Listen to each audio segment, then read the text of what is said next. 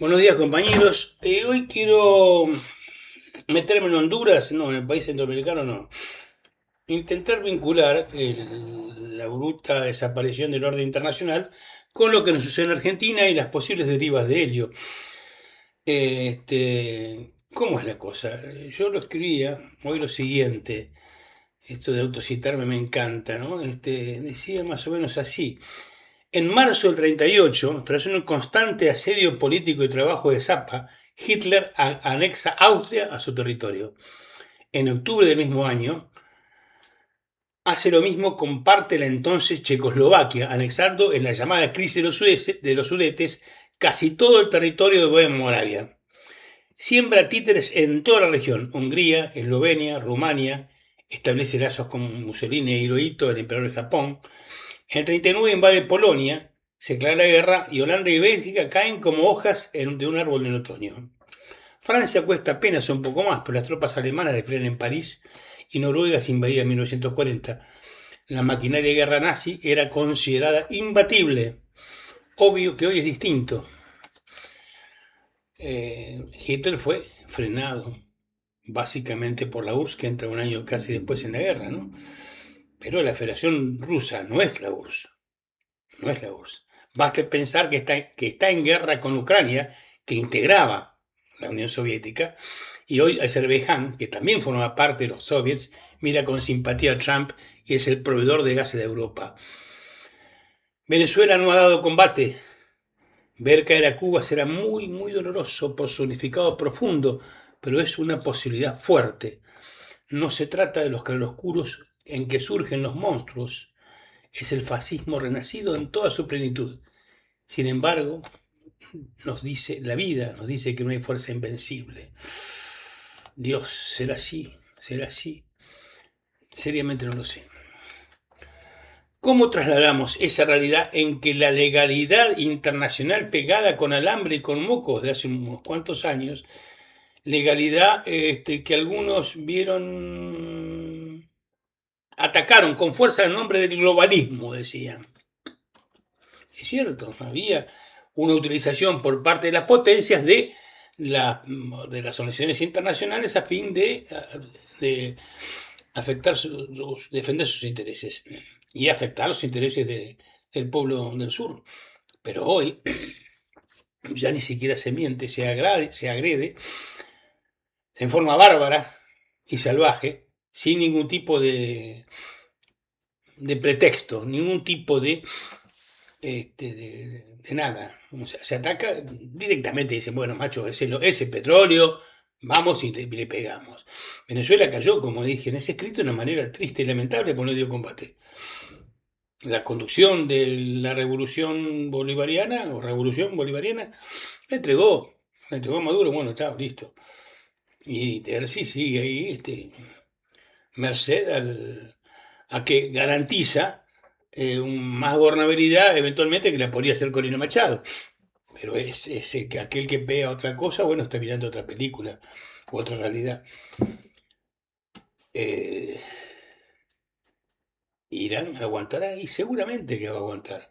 Va a ser muy duro, son 100 millones de habitantes, pero una guerra permanente desde el aire es muy, muy dura, por cierto, y bueno, territorialmente quizás no avancen, porque ocupar no es Irak, digo, no es tan fácil, no es tan sencillo, tiene otra estructura. Sabemos que el objetivo es China, pero concretamente podemos ver que se quedan sobre la base del hecho, de la fuerza, sin ningún tipo de pretexto, con el sadismo tremendo. Se quedan con el 30% de la producción del petróleo mundial y el objetivo sí es China aislarla. ¿Y acá cómo se traduce acá en nuestro país? Es la política del hecho, la política de decir, bueno, vos no vos más.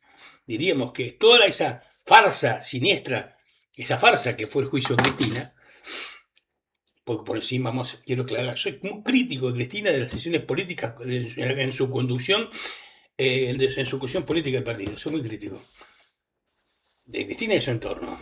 Pero no puedo dejar, sería muy necio, cualquier persona sea muy necio, si no levanta el periodo de Néstor y Cristina como un periodo, como un alivio enorme, gigantesco, que dio aire, que insufló esperanzas a la población. Sería muy tonto si no fuera así. La política internacional de Cristina fue quizás lo mejor que tuvo.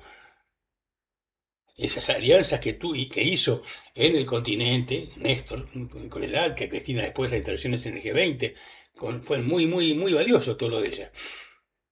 Pero lo jodió bueno, para golpearla, para voltearla, gracias merced a sus debilidades, es lo que yo entiendo. Pero son 5 hitos aparte. Pero lo concreto es que, diríamos, la encanaron con una farsa. Ahora le falta decir, la encanamos porque se nos recantó el forro de las pelotas y porque la pensamos un elemento peligroso, que es el próximo paso. Es el próximo paso, es decir, la manos, el talón de hierro, como decía Jack London en aquella novela anticipatoria de lo que él veía, el talón de hierro del capitalismo internacional, golpeando con fuerza a todos los pueblos y naciones, que es Trump y su socio sanguinario Netanyahu, es hoy, se puede traducir a los pueblos, a cada uno de las naciones en las cuales uno quiere empezar a pujar por cambiar las cosas. En principio, medir hoy la política de acuerdo a la táctica electoral. Bueno, muchachos, pienso que tienen que empezar alguna otra cosa. Yo no digo que anulen las elecciones, pero ojo al piojo, que ya no hubo en Ecuador ha proscripto un partido político del correísmo.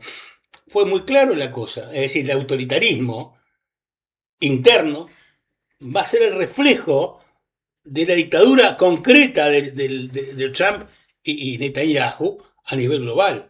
De esa agresividad, de ese guerrerismo. Eso es lo que tenemos que tener en cuenta acá. Y va a ser, bueno, ¿sí? ¿Qué va a faltar? ¿Qué es lo que falta con esa reunión de ese escudo de las Américas para blindar el cono sur? ¿Qué va a hacer? Es decir, bueno, tal o cual fuerza es narcoterrorismo.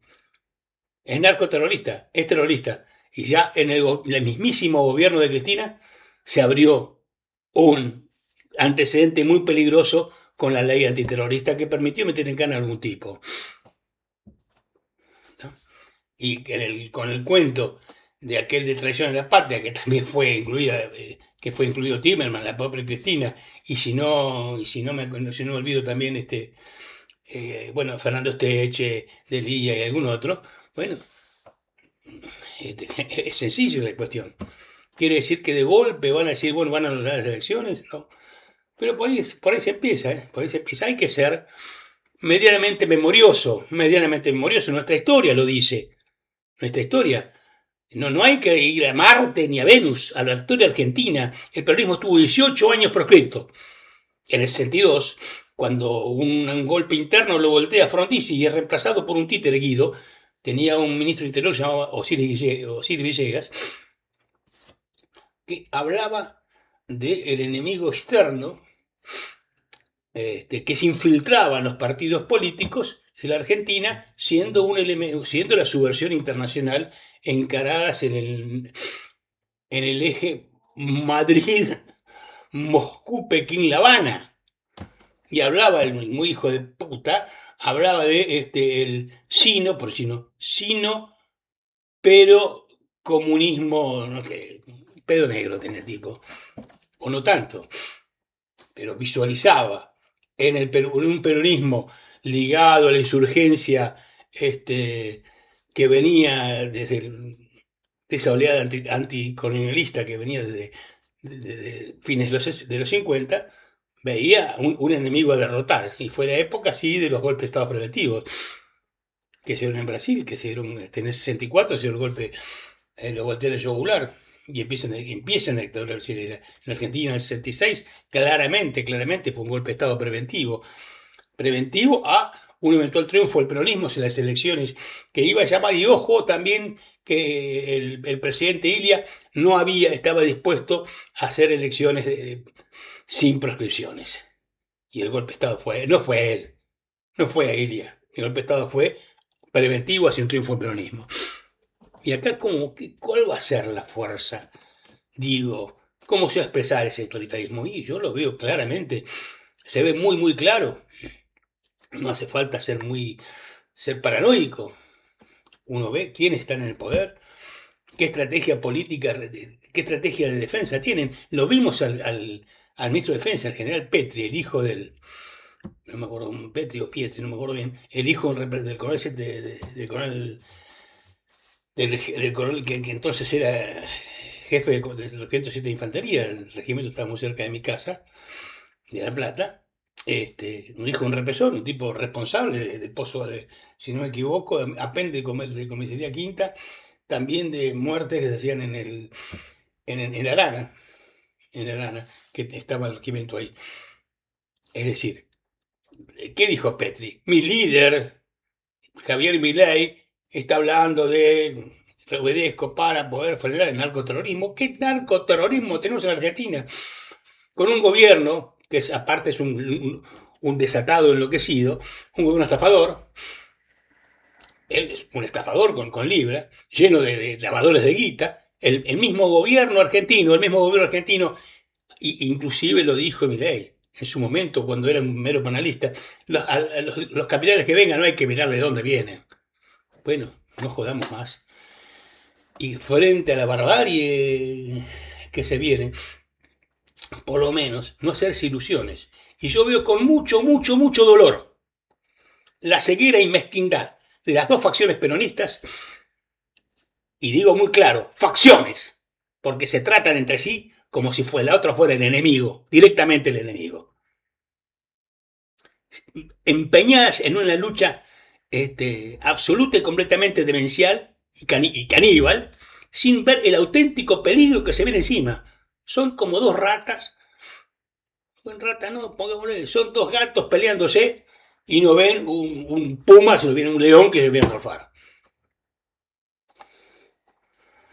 ¿Paranoico? No sé, puede ser. Pero uno ha vivido esto, y uno ha olfateado esto. Empecé a leer diarios me enseñó a leer diarios en la sala de periodistas de Casa del Gobierno, algunos viejos periodistas, algunos de los cuales eran servicio de información. Me enseñaron a leer y olfatear y venir, esto viene por aquí, esto viene por allá, esto viene por acá. Y bueno, la realidad mundial que nos dice que se viene una noche siniestra y negra. ¿Y quién lo va a frenar? ¿Quién va a frenar a Trump? Es muy